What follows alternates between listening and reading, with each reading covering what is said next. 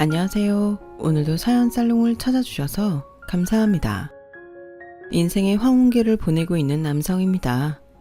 저는 30여 년 전 아내와 사별을 했어요.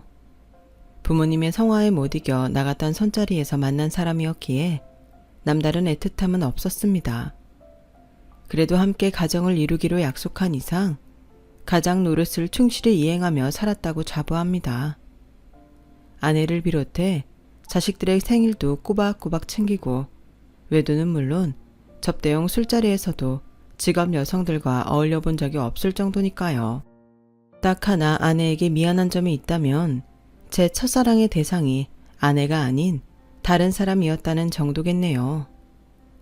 제게는 어린 시절부터 가슴에 품어온 사람이 있었거든요. 비록 부모님의 반대로 이루어질 수 없었지만요. 그렇다고 아내와 사는 동안 첫사랑을 기리워하거나 아내를 그 사람과 비교했던 적은 단 한 번도 없습니다. 그저 가슴 한구석에 조그맣게 자리를 만들고 묻어두었을 뿐이죠. 제 아내는 서울 토박이로 여고를 졸업한 뒤 동사무소에서 말단직 생활을 하고 있었습니다. 지방 출신인 저는 당시 서울에 소재한 대학에 적을 둔 상태로 군복무를 끝낸 뒤 복학을 앞두고 있었죠. 아직 결혼을 하기는 이른 나이였기에 선을 보라는 부모님이 퍽 야속했습니다. 종암동 큰 고모가 중신선 자리니까 실수하지 말고 잘하고 와. 사람이 참하고 손도 야무지다고 하더구나. 그만하면 신부감으로 그만 아니겠니? 어머니, 저 이제 겨울 24입니다. 아직 졸업도 못했다고요. 그런데 무슨 결혼입니까? 이 녀석아, 너 밑으로 동생이 몇이냐? 네가 얼른 서울에서 자리를 잡아야 동생들도 하나씩 올려보낼 거 아니야. 남자는 착오로 집안이 안정돼야 밖에 일도 할 수 있는 거야. 설마 너 아직도 정화 그 아이를 못 잊어서 그러는 거냐? 아니에요. 정화랑은 상관없습니다. 어머니도 아시잖아요. 정화는 이미 시집간 지 오래라고요. 어머니 말씀대로 선은 볼 테니 다시는 그의 얘기는 꺼내지 마세요. 정화와 저는 한 고향에서 나고 자라 서로 오빠 동생하며 지내던 아이였습니다. 앞에서 언급한 제 첫사랑이죠. 하지만 집안 차이가 심해서 부모님이 교제를 반대하셨고 제가 군입대를 하던 해 억지로 헤어지게 되었습니다. 군에 있는 동안 편지 한 통 없던 정화는 제가 일병을 달던 달 처음이자 마지막으로 면회를 왔습니다. 오빠, 나 결혼해. 다음 달 10일에. 아버지가 하도 성화를 부리셔서 서두르게 됐어. 마치 저를 원망하는 듯한 눈빛으로 결혼 사실을 알리는 정화 앞에서 저는 아무 말도 할 수 없었습니다. 그런 제 모습에 못내 서운했던지 정화는 닥달하듯 묻더군요. 나 정말 시집 가도 돼? 그래도 되냐고. 마음속에서는 1000번이고 10,000번이고 가지 말라고 외치고 있었지만 저는 끝끝내 아무 말도 하지 못한 채 정화를 떠나보내야 했습니다. 부모님의 기대와 오남매 중 장남으로서 짊어져야 할 인생의 무게를 사랑 때문에 내려놓을 수는 없었으니까요. 그러기에는 젊은 날에 저는 겁쟁이기도 했고요. 정화가 시집을 가던 날 하루 종일 아무것도 손에 잡히지 않았습니다. 그런 탓에 아침 점호 때부터 선임한테 욕을 처먹었고 완전 곤장을 한 채 연병장을 30바퀴나 돌았지만 여전히 머릿속은 멍하기만 했습니다. 첫사랑을 떠나보내던 그날은 몸도 마음도 무척이나 괴로웠습니다. 하지만 인간은 살아있는 한 어떻게든 살게 되더군요. 영원할 것 같던 군생활도 어느덧 막바지에 다다르고 제대 후에는 맞선을 통해 결혼까지 했으니까요. 층층 시하에 줄줄이 시동생에 시누이까지 딸린 집에 시집 온 아내는 서울 깍쟁이라는 말이 무색할 정도로 헌신적인 아내이자 며느리 역할을 해주었습니다. 단칸방에서 시작한 신혼이었음에도 시골에서 올라오는 제 동생들을 늘 살갑게 맞아주었습니다.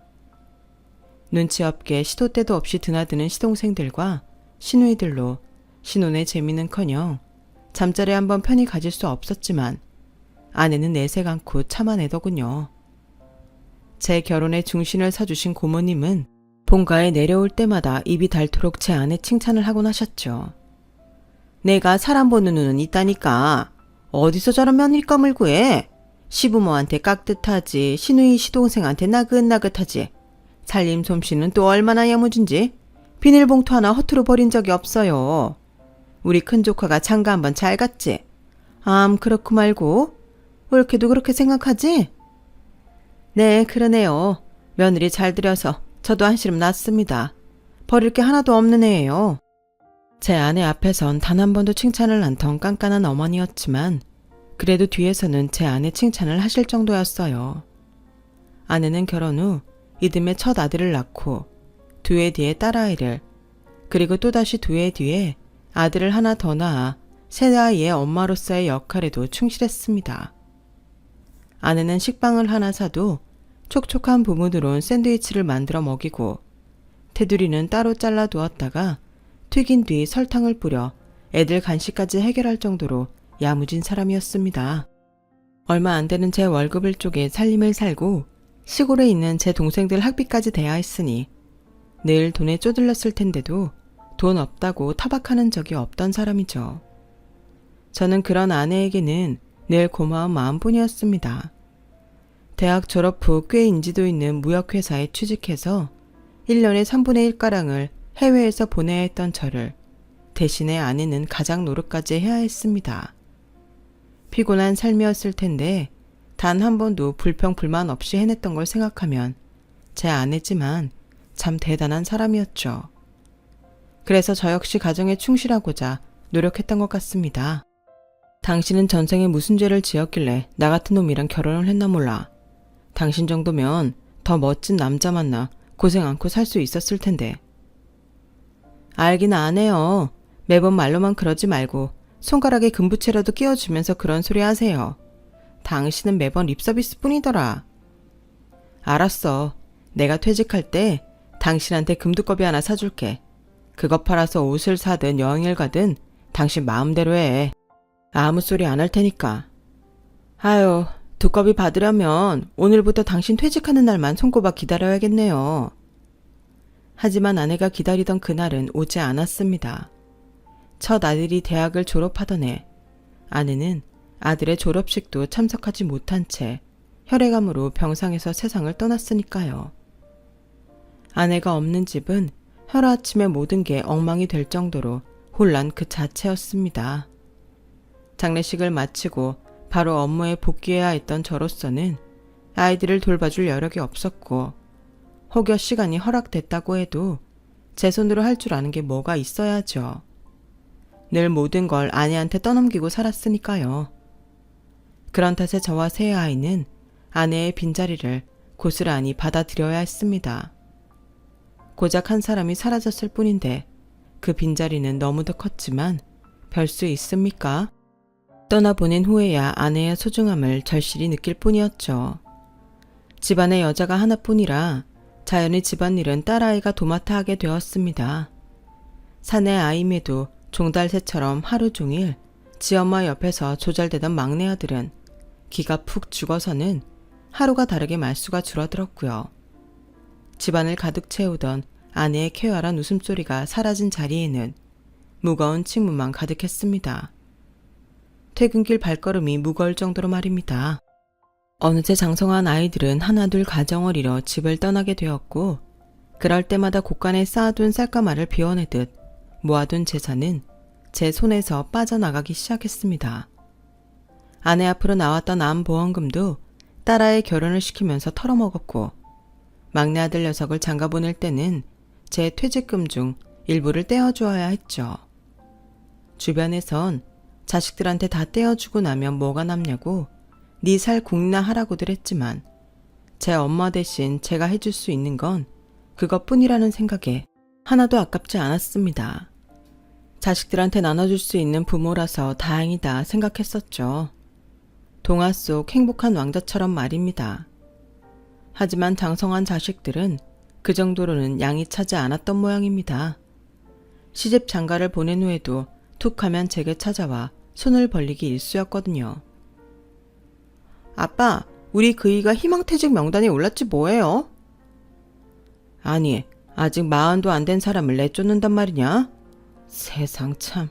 그래, 이직할 곳은 알아봤고. 요즘 경력자 뽑는 것이 어디 흔한가요? 다들 있는 사람들 잘라내기 바쁜데. 그래서 말인데요. 그 일랑 상의를 해봤는데 기약 없는 이직 기다리느니 차라리 퇴직금 받은 걸로 작은 커피 전문점을 차리는 게 어떨까 해요. 오전엔 그 이 혼자 하고 제가 애들 등교시킨 후엔 가게 나가서 도우면 직원 따라 안 두고도 할 수 있을 것 같거든요. 근데 돈이 좀 부족해요. 아빠가 좀 보태주시면 안 돼요? 당장 먹고 살 길이 막막하다는 딸아이 부탁에 하는 수 없이 은행에 묻어두었던 제 퇴직금 남은 걸 뺏어줬습니다. 그랬더니 얼마 지나지 않아 큰아들 내외가 집으로 들이닥쳤지 뭡니까? 아버지, 예진이 돈 해주셨어요? 아니 뭐하러 그러셨어요? 도대체 얼마나 해주셨는데요? 설마 퇴직금 남은 거 다 주신 건 아니죠? 그럼 어쩌냐? 김서방이 회사에서 잘렸다는데 애들도 아직 어린데 먹고 살 길은 열어줘야지. 엄마, 아버님, 누구는 넉넉해서 그동안 아버님한테 손 안 벌리고 산 줄 아세요? 힘든 걸로 치면 저희가 고모네보다 더 힘들어요. 고모네는 애들이 어려서 들어가는 돈도 별로 없지만 저희는 고등학생이 둘이잖아요. 내년이면 대학 등록금까지 돼야 하는데 벌써부터 눈앞이 캄캄할 지경이라고요. 아버님은 어쩜 장남 생각은 안 해주시고 딸만 챙기신대요. 지금까지 명절이며 어머님 제사 누가 다 챙겼어요. 제가 다 했잖아요. 언제 고모가 일찍 와서 전 한 번 붙인 적 있는 줄 아세요? 매번 이리저리 핑계만 대고 상 다 차리고 나면 그때 나왔지. 재주는 제가 부리고 돈은 고모가 챙기고 정말 속상하네요, 아버님. 며느리는 닭똥 같은 눈물까지 뚝뚝 흘리며 서운해했습니다. 맞아요, 아버지. 이 사람이 그간 우리 집에 한 게 얼만데 예진이 그기 집에만 챙기십니까? 정 이렇게 된 거 저희한테도 하나 떼어주세요. 전에 작은아버지 땅 사실 때 아버지도 양평에 땅 사두신 거 있죠? 그거라도 저 주세요. 저도 정말 비빌 구석이 있어야지 힘들어서 못 살겠어요. 이 말대로 양평 땅 저희 주세요, 아버님. 그거 안 주시면 저도 더는 명절이고 어머님 제사고 못 챙겨요. 아침나절에 왔던 큰아들 내외는 내가 땅을 주기 전까지는 꼼짝도 안 할 요량으로 집에 갈 생각도 않고 자리를 지켰습니다. 결국 버티다 못한 저는 양평 땅을 큰아들 내외한테 내주게 되었죠. 아휴, 그랬더니 이번엔 또 막내 아들 놈이 달려와 징징대지 뭡니까? 형이랑 누나한테는 땅도 주고 돈도 줬다면서 나는 왜 안 줘요? 아버지는 왜 매번 나만 빼시냐고요? 저 결혼할 때만 해도 그래요. 형은 집 사주시고 누나는 혼수에 비상금으로 3천만 원이나 주셨다면서요. 저한테는 뭐 해주셨어요? 고작 전세금만 해주셨잖아요. 엄마 일찍 돌아가시고 제일 고생한 건 전데 아버지는 왜 형이랑 누나만 챙기시냐고요? 저는 아버지 아들 아니에요? 말씀 좀 해보세요. 집값이 올라서 그렇지. 따지고 보면 네 형 해준 거나 진배 없는 금액이다. 억지 쓸 걸 써야지. 아버지, 저도 몇 달 지나면 둘째 봅니다. 앞으로 돈 들어갈 일은 형이랑 누나네보다 저희 집이 많다고요. 근데 왜 저만 안 주시는데요? 저도 주세요. 돈 주세요. 결국 막내 아들은 제가 노후 자금으로 만들어 두었던 얼마간의 예금마저 탈탈 털어가고서야 돈 타령을 멈추었습니다. 순식간에 퇴직금의 땅에 예금까지 다 뺏긴 저는 현재 살고 있는 집 한 채를 제외하고는 아무것도 안 남았죠. 그러다 있는 힘껏 다 퍼줬는데도 자식들은 전보다 더 발길이 뜸해졌습니다. 아이고, 이 친구야. 벌써 그걸 다 내주면 어째? 요즘 자식들은 부모가 손에 쥔 게 있어야 효도도 하고 얼굴도 들이미는 거라고. 내가 그때 뭐라 그랬어? 자식들한테 그만 퍼주라고 했지. 있는 거 다 줬으니 이제 너 뭐 먹고 살 거냐? 손가락 빨고 살래? 걱정 마라. 나 사는 건 연금으로도 충분하니까. 벅도 충분하겠다. 명색이 대기업 전무까지 지낸 게 변변한 골프채 하나 없으면서 너 필드 안 나가는 것도 돈이 없어서 그런 거지? 동문회 나오라고 그렇게 불러도 얼굴 안 비치는 것도 그래서 그런 거 아니냐고. 내가 널 모르겠냐? 에이, 미련한 놈. 마누라도 없이 사는 놈이 고독사나 안 하면 다행이지. 친구는 말 맞다나 없는 티 안 내려고 모임을 피했던 것도 맞고 이런 식이라면 언제 고독사를 당해도 이상하지 않을 거란 것도 맞습니다. 하지만 그보다 더 저를 힘들게 했던 거는 외로움이었습니다. 텅 빈 집에서 하루 종일 혼자 있으려니 말 한마디 않고 지내는 날이 부지기수였고 사람의 온기가 그렇게 그립더군요. 그렇다고 이 나이에 새로운 사람을 만날 주변머리도 없어서 TV를 동무이자 애인처럼 끼고 살게 되었죠. 한창 일을 할 때는 쳐다보지도 않던 라면이 제 주식이 되었고 냉장고에는 시장에서 사다 놓은 김치 외에는 별다른 반찬도 없어서 매 끼니를 대충 때우는 의미로 챙겼습니다. 30년 넘게 국내외를 넘나들며 바쁜 직장인으로 살다가 할 일도 하고 싶은 일도 없이 집안에 틀어박혀 살다 보니 날이 갈수록 자존감은 낮아지고 마치 쓸모없는 폐기물이 된 기분이 들더군요. 마음은 아직 청춘인데 몸만 늙어서 예전에 없던 알레르기를 비롯해 신진대사에도 문제가 생기기 시작했습니다. 운동량도 부족하고 먹는 것도 부실하다 보니 체력이 떨어지는 건 말할 나위도 없고요. 그러다가 하루는 밤새 창을 열어두고 잔 탓에 감기가 걸렸는데 그게 폐렴으로 이어져 된통 알았지 뭡니까. 고열에 시달리며 침대에 누워 끙끙 앓고 있자니 이러다 꼼짝없이 고독사하겠다 싶더군요. 그렇다고 구급차를 부르기는 그렇고 바들바들 떨리는 다리로 아파트 상가 앞까지 나가 택시에 몸을 실었습니다. 병원에 도착해 간호사를 보는 순간 정신을 잃고 쓰러져 버렸죠. 3일이나 병원 신세를 져야 했지만 들여다보는 자식은 하나도 없었습니다. 옆 병상의 간병인 아주머니가 저를 대신해 제 자식들에게 전화를 했지만 새놈 중 그 누구도 전화를 받는 놈이 없었다고 하더군요. 돈 달라고 달려들 땐 뻔질나게 드나들던 녀석들이 말입니다. 그제야 친구놈이 했던 말이 뼈에 사무치더군요. 요즘 자식들은 부모가 손에 쥔 게 있어야 효도도 하고 얼굴도 들이민다. 라던 그 말이요. 누굴 탓하랴. 내가 자식 교육 잘못 시킨 걸. 스스로를 탓하며 잘 넘어가지도 않는 병원 밥을 꾹꾹 삼켰습니다. 수액을 맞고 병원 밥을 먹으며 며칠을 보낸 뒤 퇴원을 하게 되었죠. 퇴원 수속을 하러 원무과에 들렀는데 거기서 누가 제 이름을 부르지 뭡니까? 영규 오빠? 영규 오빠 맞죠?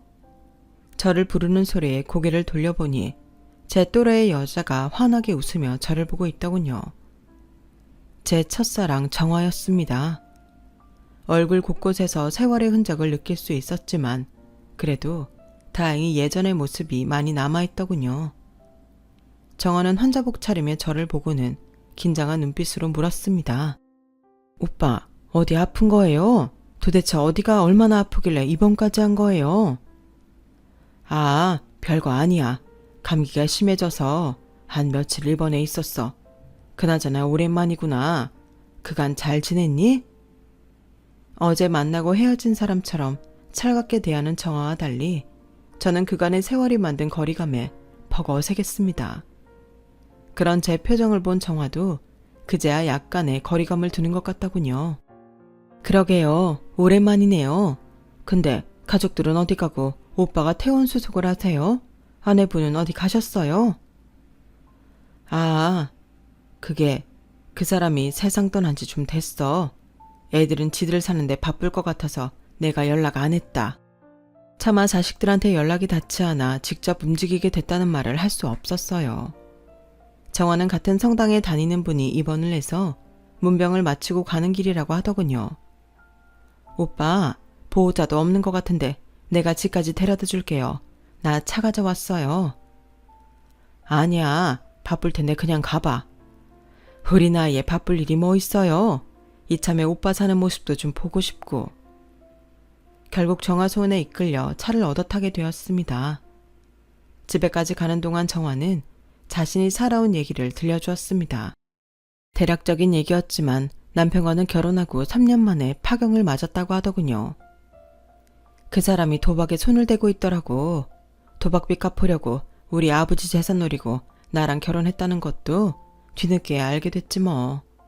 그런데도 미련하게 바로 이혼하자는 말도 못하고 3년을 질질 끌다가 아버지 양조장 하나 날려먹고는 더는 안 되겠다 싶어 도장 찍었어. 오빠도 알잖아. 우리 때는 여자가 이혼을 하면 큰 하자 있는 것처럼 취급받았던 거. 사람들 눈이 무서워서 참고 산 내가 바보였지. 그깟 이혼이 뭐라고. 그래도 다행이라면 그 사람이랑 사이에서 자식이 없었다는 거야. 애라도 하나 있었으면 내 성격에 이혼은 못했을 테니까. 비록 시골이긴 하지만 미국상의 양조장까지 가지고 있던 정원의 집은 소문난 갑부였습니다.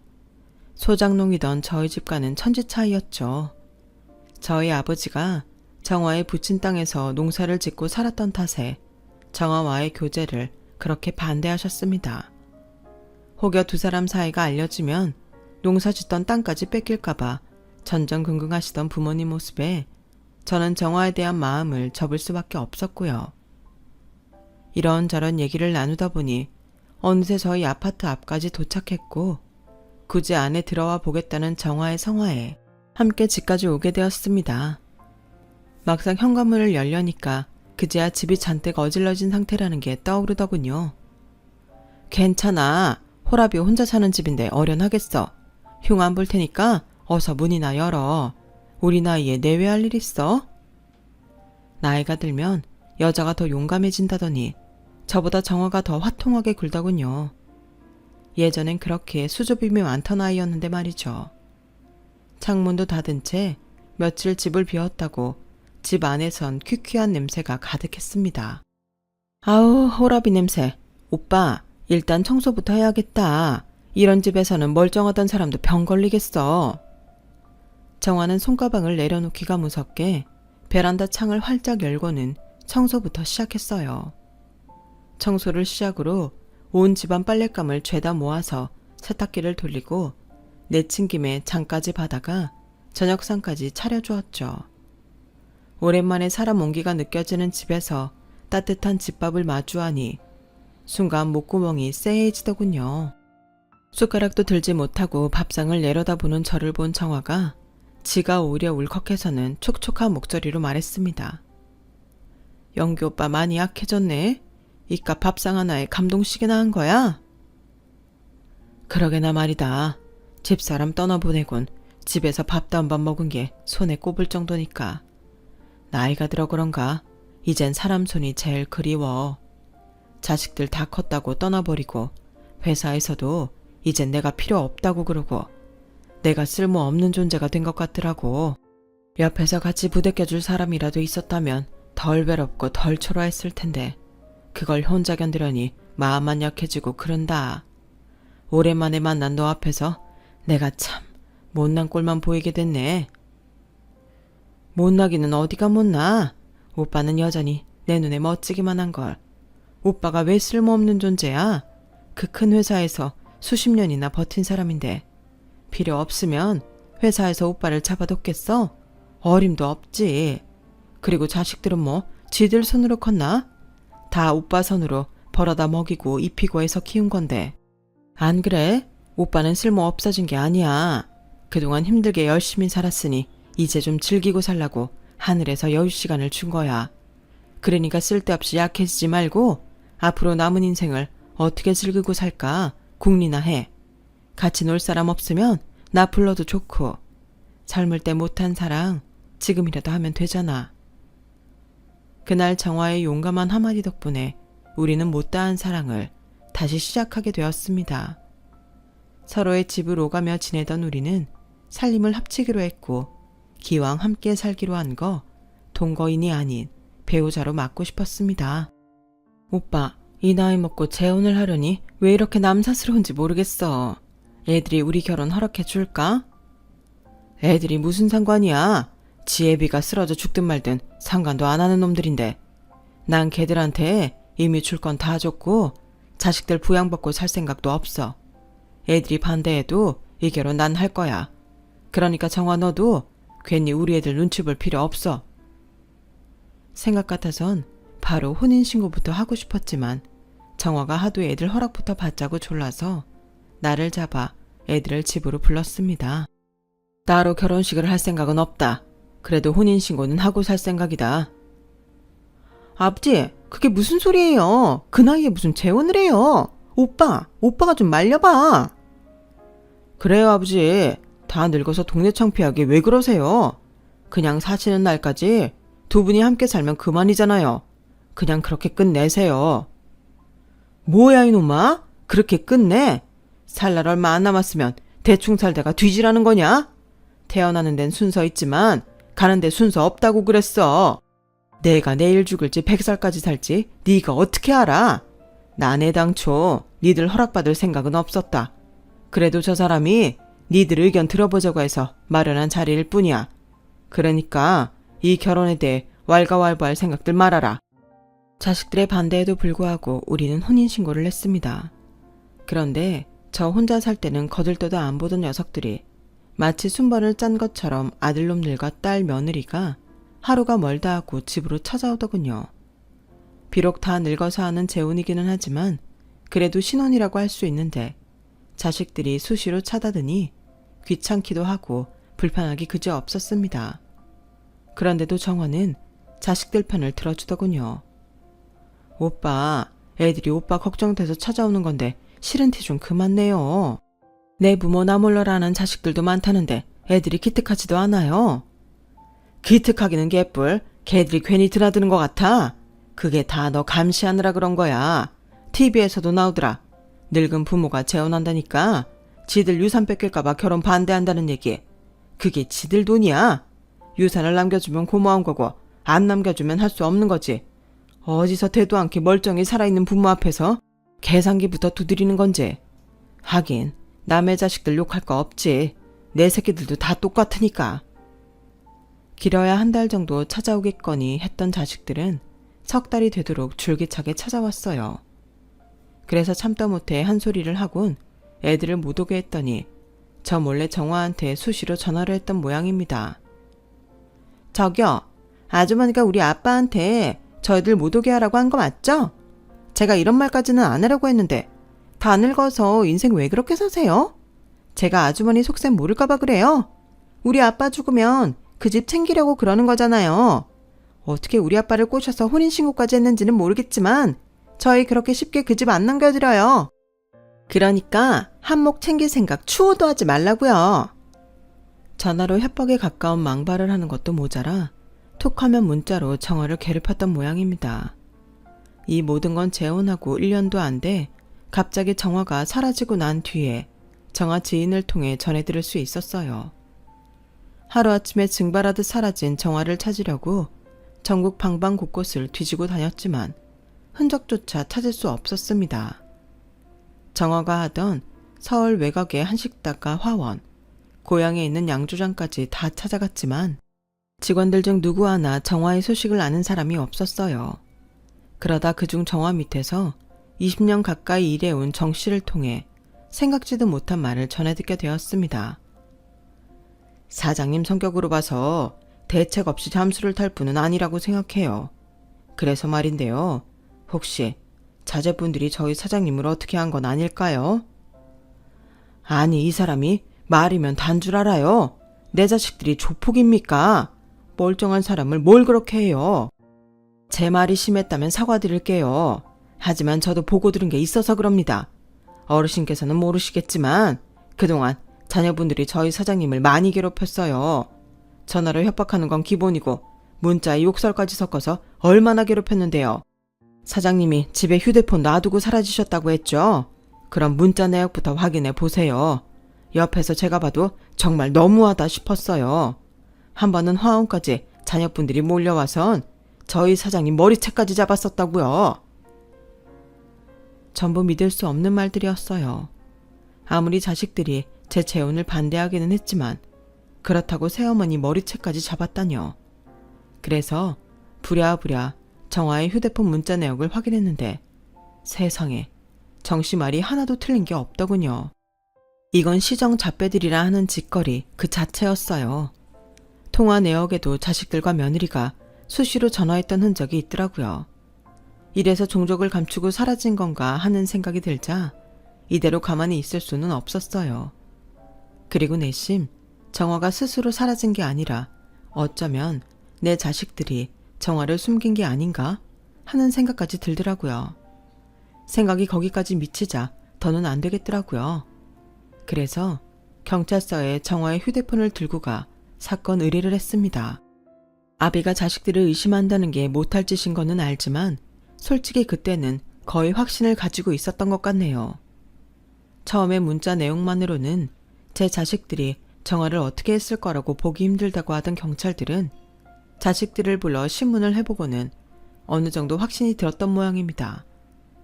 그렇게 본격적으로 수사를 시작한 지 2달 만에 정화의 소재를 파악할 수 있었어요. 지방에 위치한 사설 정신병원이었습니다. 본격적으로 경찰의 수사가 시작되자 겁을 먹은 막내 아들이 야심한 밤을 틈타 정화가 있는 정신병원에 찾아갔던 모양인데 형사가 이를 뒤쫓아가서 발견한 거였죠. 몇 달 만에 재회한 정화는 몰골이 말이 아니었습니다. 멀쩡한 사람을 잡아두고 무슨 약을 먹였는지 초점이 풀린 눈으로 멍한 상태였으니까요. 그런 정화를 끌어안고 펑펑 울었습니다. 그 와중에도 정화는 피골이 상접한 손으로 제 눈물을 닦아주더군요. 오빠, 영규 오빠, 울지 말아요. 울지만 말고 나 좀 집으로 데려가줘요.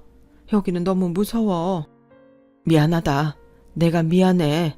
널 이렇게 힘들게 할 줄 알았으면 내가 널 다시 안 잡는 거였는데. 미안하다 정화야. 우리 2 사람은 집으로 오는 차 안에서도 손을 꼭 부여잡고 놓지 않았습니다. 다시는 이 손을 놓지 않겠다는 결심도 했습니다. 멀쩡한 사람을 정신병원에 집어넣은 건 다름 아닌 제 막내 아들이었습니다. 인면수심의 행동을 한 이유는 다름 아닌 돈이었죠. 그러게 아버지가 재혼만 안 했어도 내가 이런 짓을 했겠어요. 아버지 재산이라곤 꼴랑 아파트 하나 남았는데 그걸 내 형제도 아니고 피 한 방울 안 섞인 저 여자랑 나눠 갖게 생겼냐고요. 그러니까 애초에 내가 그냥 동거나하고 끝내라고 했잖아요. 왜 다 늙은 나이에 저런 꽃뱀한테 홀려서 헛짓거리를 하세요. 이게 다 아버지 탓이에요. 난 잘못 없다고요. 손에 수갑을 찬 채로 막내 아들은 길길이 날뛰며 소리를 질러댔습니다. 눈깔이 뒤집혀서 발악을 하는 녀석을 보니 저게 인간인가 싶더군요. 제가 사람이 아닌 괴물을 키운 거였죠. 누가 꽃뱀이야? 말도 안 되는 소리 하지 마. 내 아파트가 탐이 나서 그랬다고? 이 멍청한 놈아. 그 아파트는 허울뿐인 껍데기야. 니들이 그동안 뜯어간 돈이 어디서 나왔겠냐? 저 아파트 담보로 대출받아서 만든 돈이라고. 명의만 내 집이지 은행 대출금 빼고 나면 남는 것도 없는 빈 껍데기였단 말이다. 그동안 내가 연금 받아 그 이자 갚느라 어떻게 살아왔는지 알기나 해. 수중에 10,000원짜리 몇 장이 없어서 친구는 문상도 못 가고 방구석에서 속으로 울었다. 그런 거짓걸로 사는 나 받아준 게 바로 네 새어머니다. 은행 대출금도 갚아주고 삼시세끼 따뜻한 밥 지어 먹여주고 다 떨어진 빤스 대신 멀쩡한 속을 사다 입힌 게 저 사람이라고. 그런데 누가 꽃뱀이라고? 에라이 썩을 놈아. 흰겁을 쓰고 어떻게 그런 짓을 해? 너 용서받을 생각도 말고 감형받을 생각도 말고 네가 지은 죄 그대로 죄값 달게 받아라. 그리고 나서도 평생 네가 한 짓거리 반성하고 살란 말이야. 그리고 이 자리에서 똑똑히 말하지만 난 니들한테 물려줄 재산도 없고 설령 있다 해도 한 푼도 줄 생각 없으니까 일말에 기대도 하지 마. 이 개놈의 자식아. 결국 막내 아들 놈은 형사 입건이 되었습니다. 아직 형이 확정되지는 않았지만 실형이 불가피하다고 하더군요.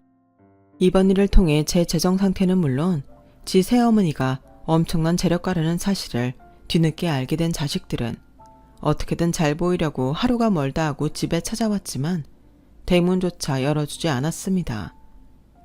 그리고 저희 부부는 제 명의의 아파트를 팔고 현재 제주도에 내려와 살고 있습니다.